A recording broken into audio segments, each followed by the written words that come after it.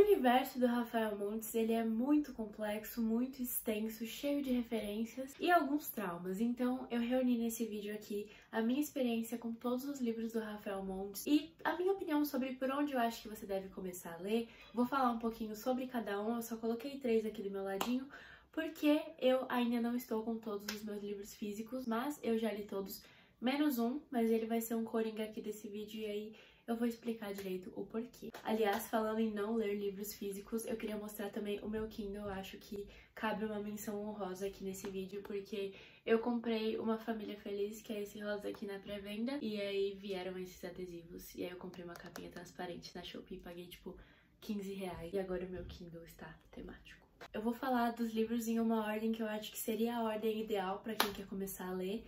Então vamos lá. Eu sei que esse primeiro que eu vou falar é muito pesado, mas se você tá querendo entrar no universo do Rafael Montes, eu acho que esse é o livro certo pra você entender o que você vai ter que enfrentar, o que tá vindo por aí, qual é o estilo do Rafael. Então assim, já aviso que todos os livros do Rafael no geral são para maiores de 18 anos, menos um que eu já vou chegar, mas sua grande maioria são repletos, cheios, lotados, abarrotados, entupidos de gatilho. Então, se você é sensível, não recomendo que você leia. Quando me perguntam por onde eu devo começar a ler Rafael Montes, eu sempre vou falar o meu favorito, que foi o que me fez ficar encantada. Eu já tinha lido alguns livros dele antes, mas esse foi o que eu falei, não, esse é o meu autor favorito, que é Jantar Secreto. Em Jantar Secreto a gente vai conhecer a história de 4 amigos que resolvem dividir um apartamento no Rio de Janeiro porque eles não têm dinheiro pra cada um pagar o seu próprio apartamento e eles querem estudar na UFRJ e todo mês eles dão dinheiro, a parte, né, do dinheiro do aluguel pra um desses amigos,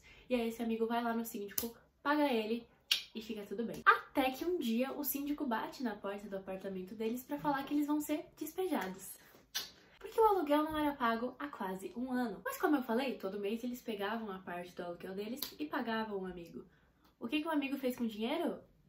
Você vai descobrir. Só que esse amigo, né, o Leitão, um personagem assim muito marcante no universo Rafael Montes, quem já leu sabe disso, ele arruma uma solução, um jeito meio maluco, porque ele conhece um site que tá bem alto, em que pessoas que têm muita grana pagam por uns jantares especiais. Enfim, eram jantares particulares que você pagava e aí a pessoa te recebia na casa dela, fazia um jantar pra tipo 5 pessoas, bem exclusivo, com uma culinária diferente. E aí ele coloca que eles vão servir carne de gaivota, porque tem um enigma da carne de gaivota que, se vocês não sabem, eu vou contar ele bem aqui rapidinho. Um homem sofreu um acidente de avião, ele tava viajando com a esposa, e aí o avião caiu em uma ilha, algumas pessoas morreram, outras foram resgatadas, né? Lá na ilha ele ficou um tempinho e depois ele conseguiu ser resgatado junto com essas pessoas. E ele passou, eu tô falando tudo isso na minha cabeça, tá? Eu não li antes, faz realmente muito tempo que eu li, mas eu lembro um pouquinho. Quando ele foi resgatado, a esposa dele, né, morreu, ele foi sozinho, continuou vivendo a vida dele, até que um dia ele passou na frente de um restaurante que tava servindo carne de gaivota. E ele tinha provado carne de gaivota na ilha, né, que ele tinha achado lá pra conseguir sobreviver. E aí, quando ele comeu a carne de gaivota, ele chegou em casa e que ele percebeu que a carne que ele tinha comido na ilha não era de gaivota, e sim da esposa dele. É a partir desse enigmazinho, né, dessa história, que surge essa ideia do Leitão, e ele coloca no anúncio do jantar que eles vão servir carne de gaivota, porque quem entendeu, entendeu. Brincando, entendeu? Tipo, brincando, e aí o site até remove o anúncio, só que eles receberam, tipo, 5 e-mails com propostas. E eles iam receber, tipo, muito dinheiro, só com essas 5 pessoas que toparam. E aí eles pensam, com esse dinheiro a gente ia poder pagar a dívida e ainda ia sobrar. Por que não? Só que aí a gente entra no dilema, como eles vão conseguir essa carne? Como eles vão preparar? Eles vão conseguir mesmo? Eles vão fazer? Será que vai ser só um jantar? É o que vocês vão descobrir lendo Jantar Secreto. Eu gosto muito desse livro porque ele tem um humor ácido. O que eu mais gosto nos livros do Rafael Montes são as referências que ele coloca, porque todos os livros se passam no Brasil. E esse, por exemplo, eu acho que é Copacabana. Então, se você já foi pra lá, ele vai falando e você vai reconhecendo os lugares que os personagens estão. Fora os plot twists, que você ama um personagem e você vira a página e você descobre que ele é um babaca. Ou você acha que um personagem é um babaca e depois ele morre e você fica com dó. Então, eu particularmente recomendo muito você começar por Jantar Secreto, porque além de ser um livro que a escrita te prende muito, você vai falar, meu Deus, se esse autor escreveu isso, ele pode escrever qualquer coisa. Vou ler tudo até a lista de compras dele. Inclusive, Rafael, meu e-mail tá aqui na bio, me manda sua lista de compras que eu quero ler também. Depois de Jantar Secreto, eu acho que a gente precisa ir pra uma coisa menos sanguinária, assim, pra já ir te preparando pros próximos. Uma Família Feliz é um livro que eu recomendo bastante pra quem quer começar também, se você quiser ler ele como primeiro. Assim, não é o meu preferido, não tá no meu top 3 dos livros dele, mas ele tem uma história muito boa, você não vai ver nada tão explícito igual nos outros livros. E eu acho que depois de Jantar Secreto você tem que dá um respiro. Inclusive lançou o filme no cinema, fui assistir. Em Uma Família Feliz a gente conhece uma família de comercial de margarina, assim. Aquela família que mora num condomínio fechado e tem tudo dentro do condomínio, tem mercado, tem salão, tem escola, todo mundo se conhece, todo mundo fala mal de todo mundo finge ser o que não é. O livro acontece todo dentro da cabeça da Eva. Eva é a personagem principal, é a mãe dessa família. Essa família é composta por 2 filhas gêmeas, o pai e a Eva, né, que é a mãe. E ela está grávida, então a gente vai acompanhar, diferente do filme que já começa assim no parto da Eva, no livro a gente vai acompanhar todos os sentimentos que a Eva foi vivenciando ao longo do livro. É um livro que é um pouco polêmico, assim, por conta dessa questão de maternidade. Ele fala muito abertamente, explicitamente, coisas que às vezes as pessoas evitam falar ou que nem querem ouvir. E aí, essa mulher, ela faz bebês reborn, sabe? Aqueles bebês que parecem bem reais, assim. E ela tem uma assinatura pra esses bebês, que tem até aqui na capa. Na cabeça do bebê tem até aqui na capa, não sei se vai dar pra ver, mas tem um coração. Essa é a marca registrada dela pros bebês que ela faz. E aí o filho dela nasce, enfim. Ela tem uma relação ali com o filho que ela não gosta do filho dela. Ela chama inclusive ele de parasita, porque ele tá habitando o corpo dela, tá mexendo com tudo, agora é ele que controla tudo, ele tem toda a atenção do marido. Muitas questões. Aí eles estão vivendo a vida deles tranquilamente, só que um dia esse bebê aparece machucado, as filhas dela também aparecem machucadas, tipo, com vários hematomas ao longo do corpo e com uma marca no pescoço de um coração, que é a marca que a Eva faz nos bebês dela. Será que ela tá maluca? Porque ela tem uns apagões, assim, sabe? Então, às vezes ela tá aqui, tipo, dormindo, com o filho dela no colo. Aí ela acorda 4 horas depois, o filho dela tá no berço, ela continua lá e não lembra de nada. Então a gente vai pensar, será que ela tá maluca? Será que sou eu que tô entrando no livro e não tô vendo e tô fazendo isso? Será que é o marido dela que também é maluco? Será que é?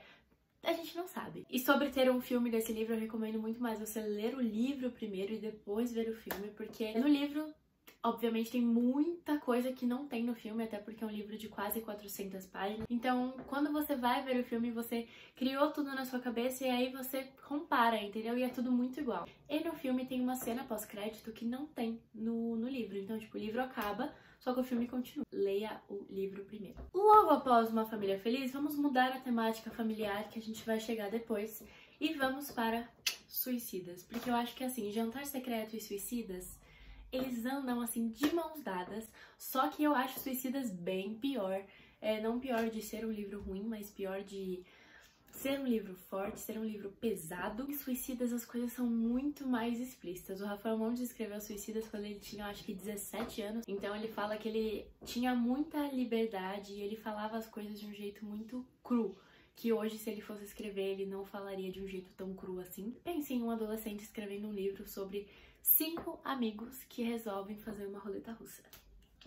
É isso aí que é Suicidas. Como eu estava falando, Suicidas vai contar a história de 5 amigos. Eu não lembro se são 5 mesmo, mas eu acho que são 5. O livro se passa em 3 partes diferentes. A cada capítulo a gente tem uma perspectiva. Uma é na delegacia, com as mães desses adolescentes dando seu depoimento. Aí no próximo capítulo a gente já vê o diário do Ale, que é o personagem principal. E no diário a gente consegue ver o passado. Então, no próximo capítulo a gente já vê o presente. Então vai intercalando, a gente vai descobrindo coisas do passado, como tá agora, e aí o passado vai alcançando onde tá, enfim, muito bom.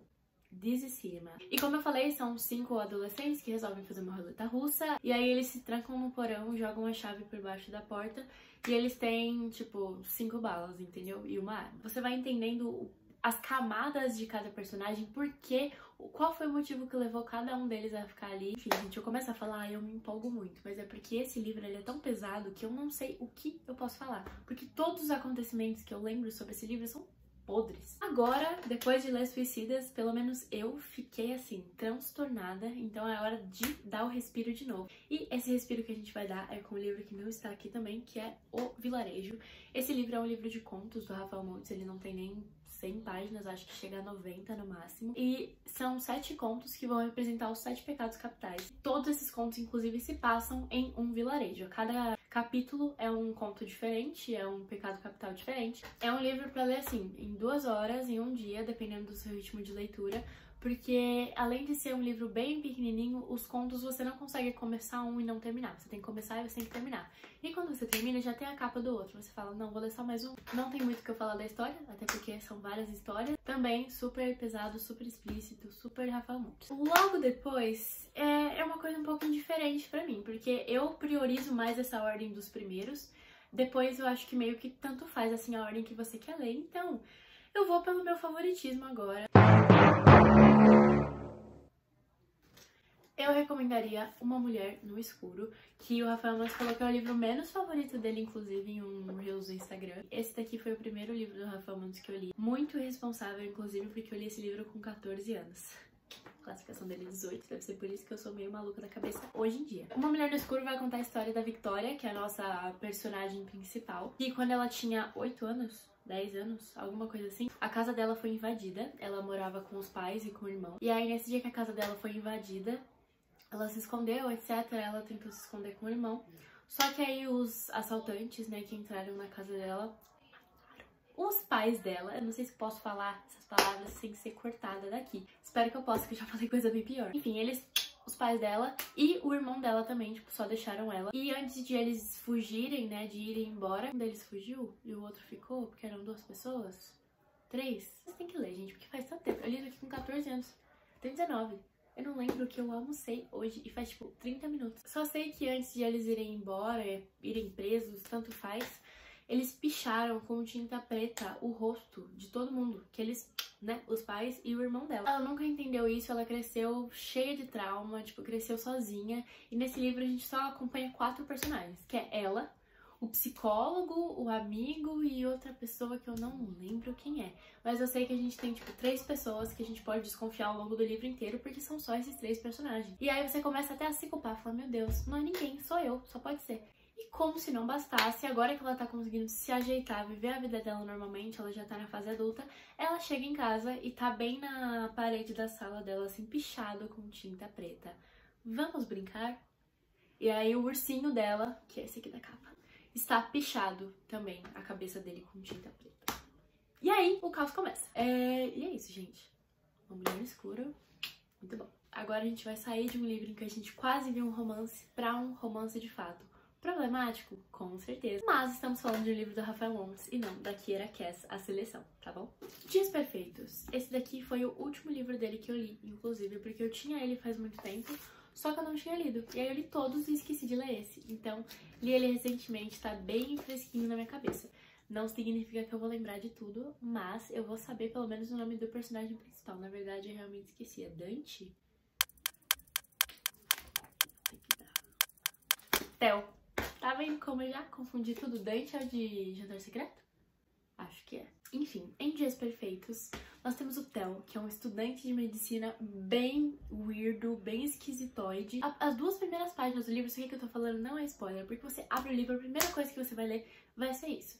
Que é ele falando sobre como ele é amigo da Gertrudes, de como ela é legal, de como a pele dela é bonita. E aí quando sai da cena, tipo, desfoca da visão dele, que né, o livro todo se passa ali na visão dele, a gente vê que na verdade é um cadáver da aula de anatomia dele, tá bom? Então a gente já começa nesse ritmo aí bem familiar, bem amigável, bem normal e saudável. E aí ele mora com a mãe dele é cadeirante, ela sofreu um acidente de carro com o pai dele que morreu nesse acidente, então agora mora ele e a mãe dele e o cachorro dele. A mãe dele precisa da atenção dele o tempo todo, até porque ela é cadeirante, mas ela tem uma amiga lá do prédio que também ajuda ela.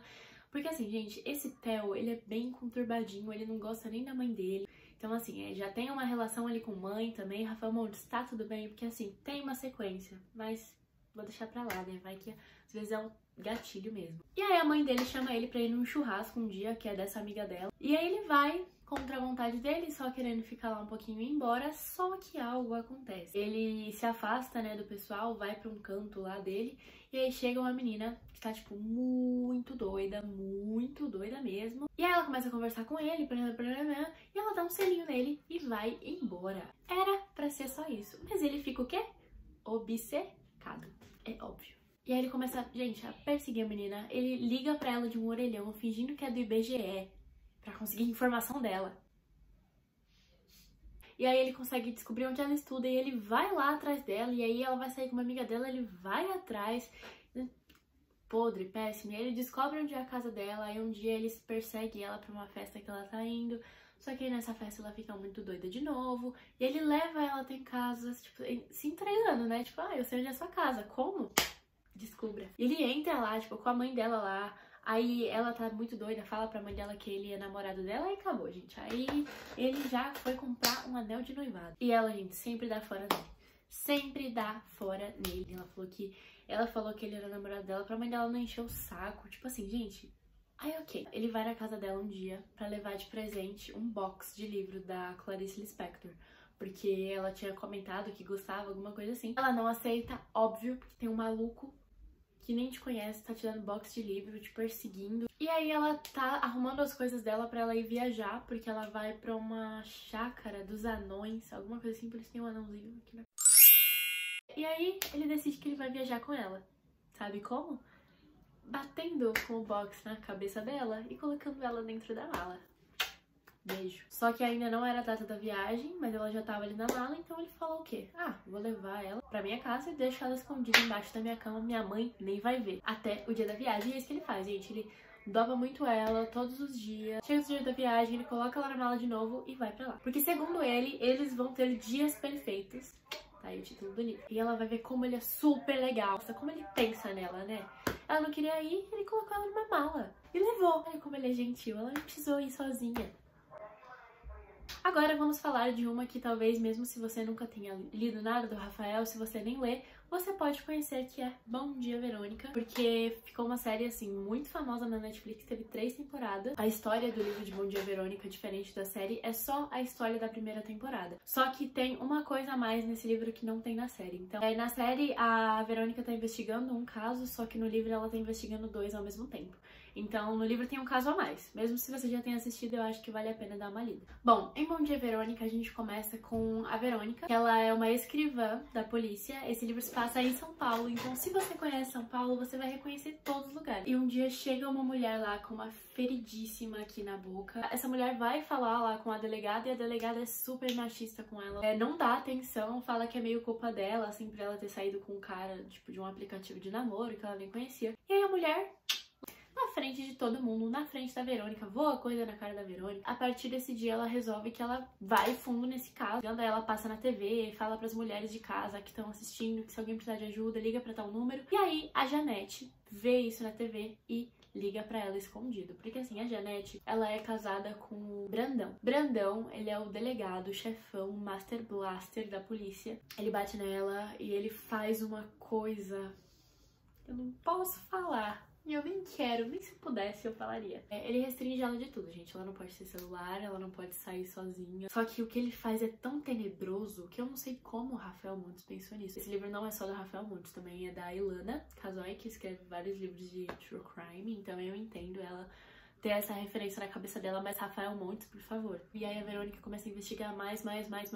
Esse último livro, ele é bem coringa, eu não li ele ainda, que chama Mágica Mortal. Ele lançou um pouquinho antes de ele lançar Uma Família Feliz, mas ele é um livro infanto-juvenil. É o único livro do Rafael Montes que, se você for menor de idade, você pode ler. E eu falo que esse é um livro coringa porque ele é um livro meio Agatha Christie, assim. A vibe dele parece aquele Não Sobrou Nenhum, que vai acontecendo vários crimes, e aí você precisa descobrir quem que tá fazendo. É basicamente isso, eu não posso falar tanto porque eu ainda não li, mas pretendo. Então assim, é um coringa que eu acho que também serve muito como respiro entre os livros. E se você ficar muito impactada, lê Uma Mágica Mortal. Ou também lê outra coisa, lê um romance fofo, lê uma seleção, lê um Percy Jackson, lê um Amor e Gelato. E agora, pra fechar, vou falar as notas que eu dei pra cada livro. Tá tudo lá no meu Scooby, eu amo usar o Scooby, eu vou deixar aqui. Jantar Secreto, 5 estrelas, favorito da minha vida. O Vilarejo, eu acho que eu dei 4,5 estrelas. Dias Perfeitos, eu dei 3 estrelas, porque eu odiei o final e aí eu fiquei muito brava, gente. Não consegui repensar, eu até tentei rever depois, mas não rolou pra mim. Uma Mulher no Escuro, eu acho que é 4,5 estrelas também. Bom Dia, Verônica, 4. Suicidas, 4,5 estrelas. E acho que acabamos, né? Ou tem mais um que eu esqueci? Acho que não. Então é isso, gente. Leiam Rafael Montes, leiam autores nacionais. Rafael Montes é o Stephen King brasileiro, nunca vou parar de falar isso, então Beijo!